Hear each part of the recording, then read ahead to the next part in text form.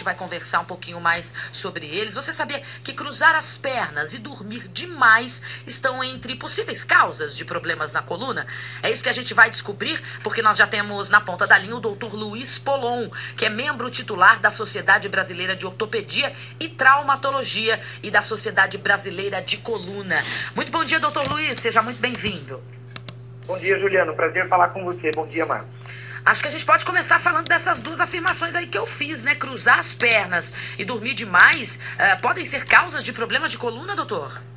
Sim, sem dúvida. Eu acho que todos os ouvintes já pegaram aí aquele domingão que você tira aquele domingo, né, para tirar uma soneca maior, fala, vou dormir hoje até tarde, como tô afim de, né? E aí no final do dia, você vai voltar a trabalhar na segunda-feira, você tá com uma dor nas costas danada, né? Acho que todo mundo já vivenciou isso.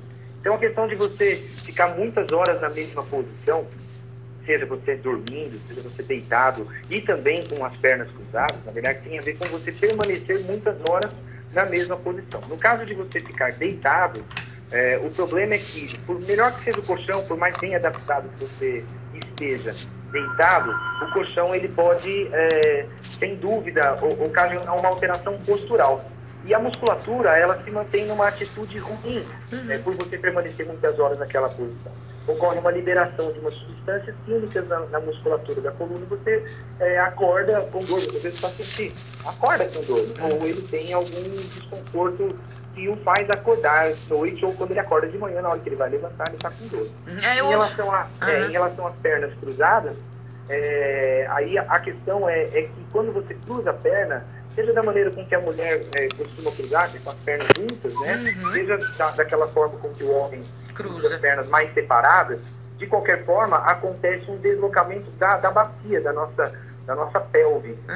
E isso acaba ocasionando uma assimetria da coluna. A pessoa, quando levanta, ela também acorda... quando ela levanta, ela realmente tem um desconforto na coluna, porque a musculatura ela não se adapta a essa posição.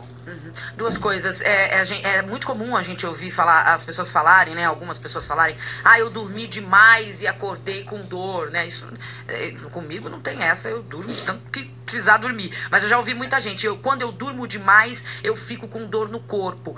O ideal, então, doutor, é limitar aí essas horas de sono, e eu vou além. Não é legal sentar de pernas cruzadas, então, nem para o homem, nem para a mulher, é isso?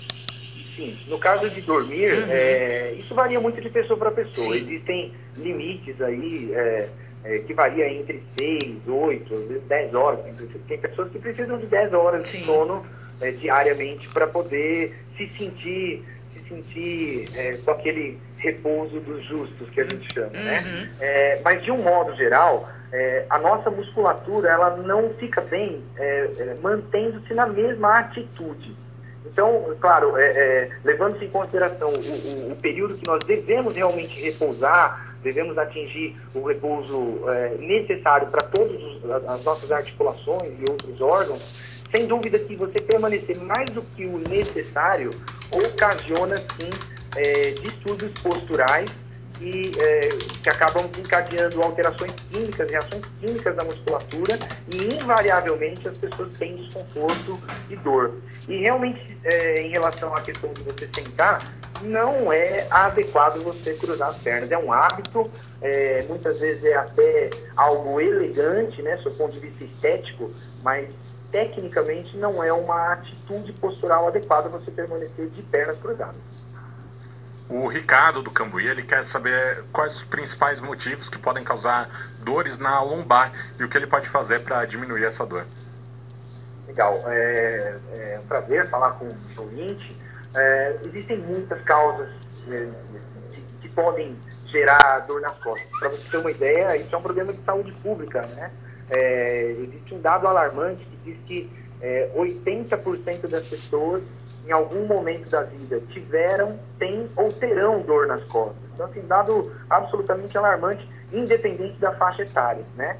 Então, respondendo à pergunta do ouvinte, sem dúvida que os principais fatores que desencadeiam dor nas costas são distúrbios posturais e alterações degenerativas, desgastes naturais que vão se acelerando com o passar dos anos, que podem ou não estar relacionados com os próprios distúrbios posturais ou com alterações genéticas, quer dizer, com com limitações que a pessoa herdou da família e alterações degenerativas normais, que a pessoa vai usando as articulações e naturalmente vai havendo esse desgaste. Então são esses dois maiores fatores. Outra pergunta que eu tenho aqui é quanto tempo que aquela dor pode ser uma coisa natural, assim, passageira, um mau jeito na coluna, uma dor muscular, e quanto tempo que a gente precisa esperar para ir sim ir atrás de um médico, de um especialista, para ver se é um problema mais sério?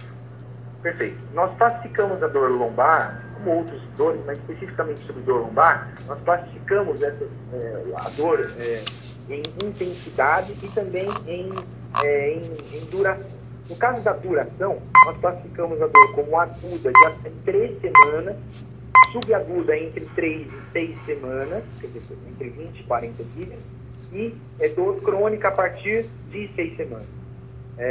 De um modo geral, as 2, 3 primeiras semanas, apesar de parecer aos ouvidos de um leigo um período razoavelmente prolongado, é muito comum você ter uma dor de 10, de 15 dias, de 20 dias, que demora um pouco para melhorar e acaba, de uma forma geral, melhorando sem grandes intervenções. Apenas o repouso que o próprio organismo acaba fazendo, normalmente acaba melhorando. A dor moderada, da duração moderada, que é entre 3 e 6 semanas, já pode nos levar realmente a uma investigação. Quer dizer, de um modo geral, se a dor permanecer mais do que 15 a 20 dias, 2 a 3 semanas, vale a pena procurar o auxílio médico. Ok, a gente tem mais uma pergunta aqui, que chegou por e-mail pelo Manhã Bandeirante CPS. A Ana Célia, doutor Luiz, ela diz que trabalha muito tempo em pé e no final do dia ela sente muita dor na coluna. Ela pergunta o que ela pode fazer para amenizar essa dor. Legal, Juliana. Prazer falar com a Ana Célia, obrigado aí pela pergunta.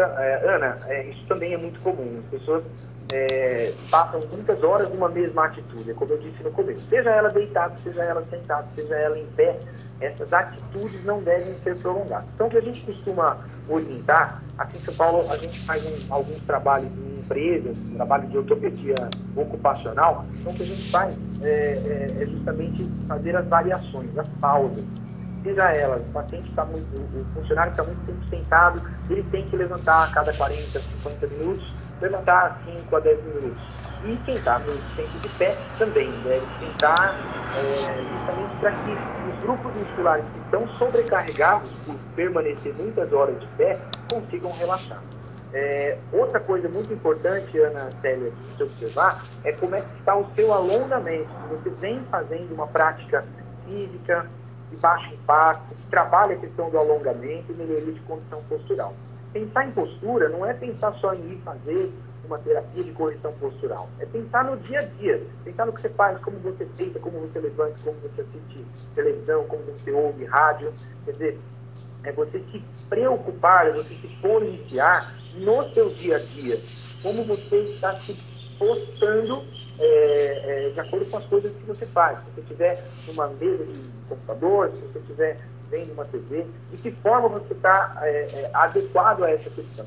Na questão profissional, tem a questão ergonômica, de você estar num posto de trabalho ergonomicamente correto, seja sentado, seja de pé, seja num balcão, seja numa mesa com um computador, para ver se a mesa está na altura adequada, se a cadeira está na altura adequada, se você tem apoio para os pés, se o seu encosto está adequado.